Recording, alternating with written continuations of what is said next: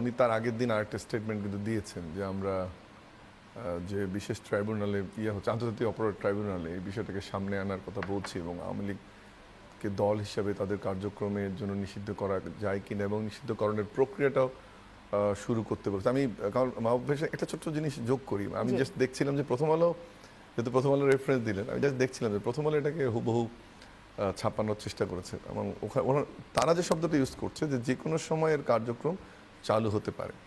আমি আসলে পুরো জিনিসটাকে একটু অমূলক ডিবেট হিসেবে দেখি, যে এটা এই ডিবেটের কোনো প্রয়োজন ছিল না। একটা যখন বারবার প্রশ্ন করছে মেহেদী হাসান কোন ধরনের সাংবাদিক আমরা জানি যারা তার ইন্টারভিউ দেখি, তো উনি কি বলবেন যে সারা জীবন নিষিদ্ধ থাকবে? উনি তো এটা বলতে পারেন না, একটা সময় চালু হতে পারে, কখন উনি তো ডেফিনেট করে বলেন। এবং আমার ধারণা উনি এটাও বলেননি যে ওনার সময়ে যে কোনো সময় চালু হতে পারে, এই ইন্টিমেশন আমি এখান থেকে পাইনি। বরং আসিফ নজরুল স্যার যেটা বলছেন যে আওয়ামী লীগের কার্যক্রম অদূর ভবিষ্যতে চালু হওয়ার সম্ভাবনা নেই, উনি সম্ভবত ওনার টেনিউরের কথাটা মিন করেছেন, আমার যেটা ব্যক্তিগত মতামত। কারণ এরপরে তো রাজনৈতিক সিদ্ধান্ত, পরে সরকার এসে ফেব্রুয়ারিতে যে নির্বাচনের কথা আমরা বলছি তখন সিদ্ধান্ত হবে। কিন্তু আমি ব্যক্তিগতভাবে মনে করি যে এই সবগুলো আলোচনার ইতি টানা যায় যদি বিচারিক কার্যক্রমটা শুরু হয় দল হিসেবে আওয়ামী লীগের আন্তর্জাতিক অপরাধ দমন ট্রাইব্যুনালে, সেখানে অপশনটা আছে এবং সেটাই প্রমাণ করা এখন জন্য ইফোর্ট দেওয়া উচিত, তার জন্য টিম হওয়া উচিত, সেখানে যে প্রসিডিওর দরকার সেটা করা উচিত এবং এটাকে ওই প্রক্রিয়া আনা উচিত।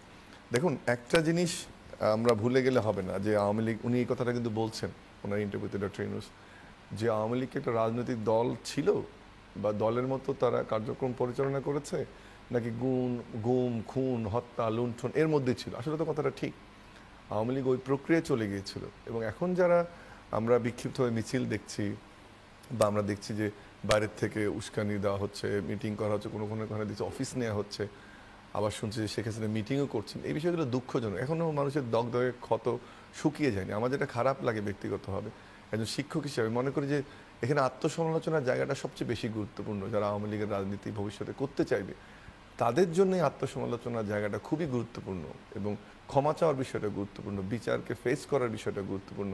আর যদি সেটা না করে যে ন্যারেটিভটা দাঁড় করানোর চেষ্টা করা হচ্ছে যে গুলি আসলে পুলিশ করেনি, জামাত বিএনপি গুলি করেছে, আন্দোলনকারীরা একজন আরেকজনকে গুলি করেছে, বা হেলিকপ্টার থেকে গুলি করা হয়নি, অর্থাৎ তাদের যে নেতাকর্মী তাদেরকে একটা ধারণা দেওয়ার চেষ্টা করা হচ্ছে যে আওয়ামী লীগ এত নিষ্ঠুর নয়, খুন করেনি, আওয়ামী লীগ অর্থ পাচার করেনি। আগে তো অনুধাবন ব্যাপারটা সেই জায়গাটাতে আমি ইলাবোরেট করার চেষ্টা করি, সেই অনুধাবনটাই নাই। এবং আমি তো মনে করি যে নির্বাচন তারা অংশগ্রহণ করবে করবে না, তার আগে সিদ্ধান্তটা হওয়া উচিত যে আওয়ামী লীগের যে পরিশীলিত হওয়ার প্রক্রিয়া, আমরা জানি তাদের অনেক বড় সাপোর্ট বেজ আছে, এখন সেই সাপোর্ট কোন জায়গাটা আমরা জানি না। আমরা কিছু কর্মী দেখছি তারা বিক্ষিপ্তভাবে মিছিল করছে, কিছু নেতা নেতৃত্ব দিচ্ছে হয়তো বা সেই আশায় যে রিহ্যাবিলিটেশনের পরে তারা ভালো পোস্ট পজিশন পাবে, কিন্তু সেই জায়গাটা কিন্তু আমরা নিশ্চিত না যে সেই সমর্থনটা কতটুকু বা কোন জায়গাটা নামলো।